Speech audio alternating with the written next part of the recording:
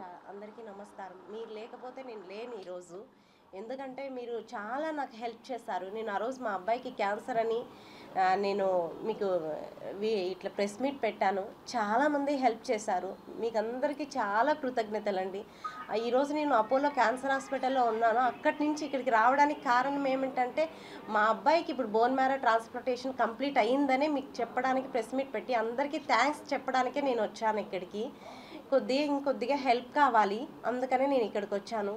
ఏంటంటే ఇప్పుడు ఆ రోజు ఏం జరిగిందంటే ఇక్కడ ప్రెస్ మీట్ పెట్టేసి నేను బెంగళూరుకి వెళ్ళేసాను. నాకేం తెలియదు అప్పుడు మా అబ్బాయి కండిషన్ సిచ్యువేషన్ బాగాలేదు. ఇక్కడ ప్రెస్ మీట్ పెట్టేసిన తర్వాత మళ్ళీ ఇక్కడ వీడియో మీ అందరూ సపోర్ట్ చేయడం వల్ల ఎన్టీఆర్ సార్ కాల్ చేయమని చెప్పేసి వెళ్ళారు అక్కడికి. ఇక్కడ కృష్ణ యాదవ్ సార్ చెప్పారనమాట.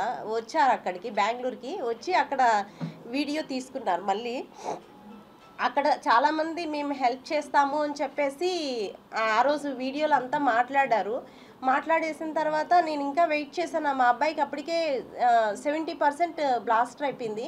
ఇంకా నేను 3 days వెయిట్ చేశాను ఎవరైనా హెల్ప్ చేస్తారేమో అని చెప్పేసి. ఇంకా అప్పటికి నాకు ఏ కాల్స్ రాలేదు. సరే ఇంకా నేను ఏం చేయాలో తెలియదు కానీ నాకు వీడియోలు చూసి విద్యాసాగర్ సార్ కాల్ చేశారు. విద్యాసాగర్ కాల్ చేసి అమ్మ నేను మీకు హెల్ప్ చేస్తాను, మీరు ఫస్ట్ గవర్నమెంట్ దగ్గరికి వెళ్ళండి అని చెప్పేసి గవర్నమెంట్ దగ్గరికి వెళ్ళాను. అప్పుడు రామ్ ప్రసాద్ రెడ్డి సార్ మినిస్టర్ అనమాట. అప్పటికప్పుడు నాకు 3 days నేను వెయిట్ చేసిన తర్వాత ఎవరైనా హెల్ప్ చేస్తారేమో అని చెప్పేసి నేను వెయిట్ చేసిన తర్వాత కానీ మళ్ళీ 3 days ఎందుకు వెయిట్ చేశానంటే నా దగ్గర ఏం సపోర్ట్ లేదు, నేను ఎలా వెళ్ళాలి వేరే హాస్పిటల్కి అని చెప్పేసి నేను ఉండిన తర్వాత మళ్ళీ ఏం జరిగిందంటే అంతవరకు ఏ కాల్స్ రాలేదు. ఆ రోజు ఎన్టీఆర్ సార్ వీడియో కాల్ మాట్లాడిన తర్వాత అందరూ వచ్చారు, ఒక ముగ్గురు మేము హెల్ప్ చేస్తాము అనేసి. మళ్ళీ 3 days వరకు ఏం రాలేదు కాల్స్. తర్వాత మళ్ళీ విద్యాసాగర్ సారు నన్ను కాల్ చేసేసి నువ్వు ఫస్ట్ అక్కడ గవర్నమెంట్ దగ్గరికి వెళ్ళండి అని చెప్పారు. మళ్ళీ నేను గవర్నమెంట్ దగ్గరికి వెళ్ళేసి రాంప్రసాద్ రెడ్డి సార్ దగ్గరికి వెళ్ళేసి అక్కడ మాట్లాడి అప్పటికప్పుడు నేను నైట్లో వెళ్ళాను 8:30కి వెళ్తే అప్పుడు అక్కడ ఆఫీస్ వాళ్ళు ఏం చెప్పారంటే ఏంటమ్మా మీరు ఈ టైంలో వచ్చారు అని చెప్పేసి, సార్ మా అబ్బాయి కండిషన్ చాలా సీరియస్గా ఉంది, హాస్పిటల్ వాళ్ళు మీరు వెళ్ళిపోండి అని చెప్తున్నారు అని చెప్పేసి చెప్పాను. ఓకే అని చెప్పి అక్కడ వాళ్ళు కానీ మీరు తిన్నారా లేదా, ఏంటి మీరు ఇట్లా వచ్చేసారా అని చెప్పేసి అక్కడ నాకు ఒక భోజనం ఇచ్చి అక్కడ నీళ్ళు తాగమ్మా నీకేం కాదు, మీ అబ్బాయికి ఏం కాదు, మేము ఉన్నామని చెప్పేసి మళ్ళీ అప్పటికప్పుడే లెటర్ టైప్ చేసేసి మళ్ళీ మార్నింగ్ CMRF దగ్గరికి పోయేసి నేను మళ్ళీ సచివాలయం దగ్గరికి వెళ్ళాను. అక్కడికి వెళ్తే నేను CMRF వాళ్ళతో మాట్లాడి అక్కడ వాళ్ళు 11 lakhs ఫస్ట్ ఈ 11 lakhs తీసుకునేసి మీ అబ్బాయిని వేరే హాస్పిటల్లో జాయిన్ చేయించండి అని చెప్పారు. Already LOC Apollo cancer hospital Teynampet Nandanam అనమాట చెన్నైలో, అక్కడ తీసుకున్నాము LOC. మళ్ళీ అక్కడి నుంచి తీసుకొని వచ్చేసి ఇక్కడ ఇచ్చామన్నమాట. ఇచ్చేసి అప్పుడు ఫస్ట్ జాయిన్ చేయించేస్తాం చెన్నై అపోలో హాస్పిటల్లో. అప్పుడు వాళ్ళు నాకు 10 lakhs డిపాజిట్ చేయాలా, BMT కదా అని చెప్పారు. నేను వాళ్ళని అడిగాను అనమాట, సార్ నా దగ్గర ఇప్పుడు 10 lakhs అర్జెంటుగా నాకు లేదు సార్ నా దగ్గర, నేను కావాల్సి అంటే మీరు నాకు చెక్ ఇవ్వండి అని చెప్పారు. ఓకే నాకు 2 days టైం ఇవ్వండి, ఫస్ట్ అడ్మిషన్ తీసుకోండి సార్ అని చెప్పేసి నేను చాలా వాళ్ళని బ్రతిమలాడాను. సరే అని చెప్పేసి వాళ్ళు అడ్మిషన్ తీసుకున్న తర్వాత నెక్స్ట్ జాయిన్ చేయించారు. ఈ జాయిన్ చేయించడం వల్ల మీ అందరి సపోర్ట్ అనమాట. అదే నాకు ఎన్టీఆర్ సార్తో Krishna Yadav sir, next Vidyasagar sir, minister sir, next అందరూ నాకు ఫోన్పే చేశారు. చాలామంది నాకు తెలియదు కానీ నాకు తెలిసిన వాళ్ళ పేర్లు చెప్పాను. టీటీడీ వాళ్ళు నాకు చాలా సపోర్ట్ చేశారు. మా హస్బెండ్ టీటీడీలో కాంట్రాక్ట్ బేసిక్ మీద డ్రైవర్గా వర్క్ చేస్తాడు. అప్పుడు వాళ్ళ టీటీడీ ఎంప్లాయీస్ అందరూ చాలా సపోర్ట్ చేశారు. నేను అక్కడ జాయిన్ అయిన తర్వాత మళ్ళీ టీటీడీ వాళ్ళకి లెటర్ పెట్టాను అనమాట, ఈ 11 lakhs సరిపోదని చెప్పేసి. సరిపోకపోతే సార్ ఈ 11 lakhs సరిపోదు, 40 lakhs ఇచ్చారు సార్ వాళ్ళు అని చెప్పేసి. తర్వాత వాళ్ళు టీటీడీ వాళ్ళు ఓకే అని చెప్పేసి ఇచ్చారనమాట అమౌంట్. అందరికీ చాలా కృతజ్ఞతలండి. మీరందరూ లేకపోతే నేను లేను ఈరోజు. ఆ అబ్బాయి హెల్త్ కండిషన్ చాలా బాగుంది. బోన్ మ్యారో ట్రాన్స్ప్లాంటేషన్ కంప్లీట్ అయ్యింది.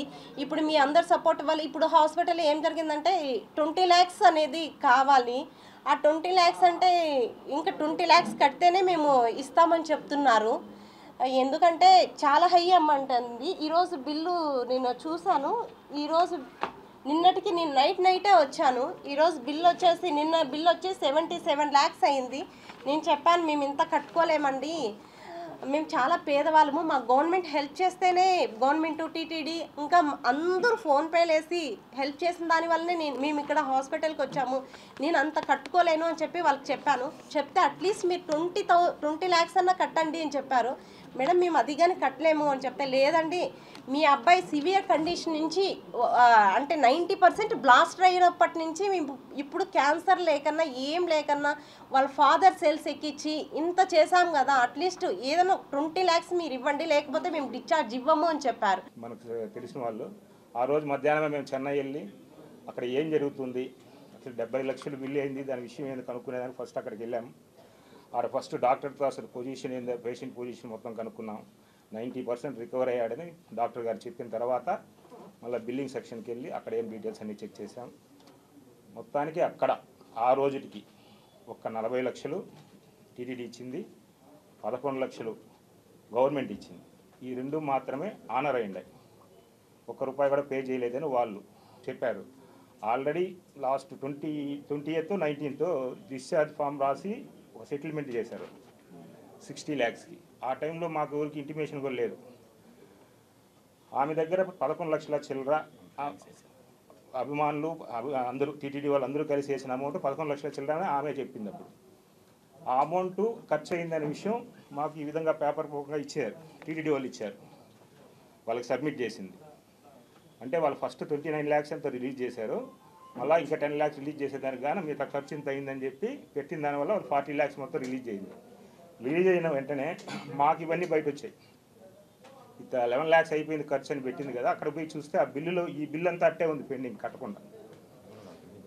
దాంట్లోకి వచ్చింది ఈ బిల్ అంతా సేమ్, బ్లడ్ అంతా ఇచ్చిన బిల్ అంతా అక్కడ ఉంది, దానికి ఏం రూపాయి కట్టలేదు అనేసి చెప్పే కాడికి మేము క్వశ్చన్ చేసాం.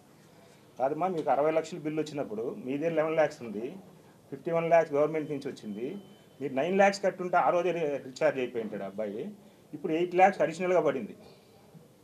ఈ 8 lakhs ఎవరిపోయినా అనవసరంగా పడింది కదా అంటే ఆమెకు సమాధానం లేదు. సరే ఈ 11 lakhs ఏం చేశారంటే నేనేదో అప్పు కట్టుకున్నానని చెప్పే గారికి మాకు కొద్దిగా ఫీల్ అయినాం. సరే అది అయిపోయిందనేసి చెప్పి నిన్న మళ్ళీ 2 లక్షలు మాత్రమే కట్టింది, మిగతా అంతా మేము కట్టి సెటిల్ చేసాం ఎన్టీఆర్ గారి చొరవతో. ఆ విధంగా ఆ పరిస్థితి అపోలోలో ఆ విధంగా ఉనింది.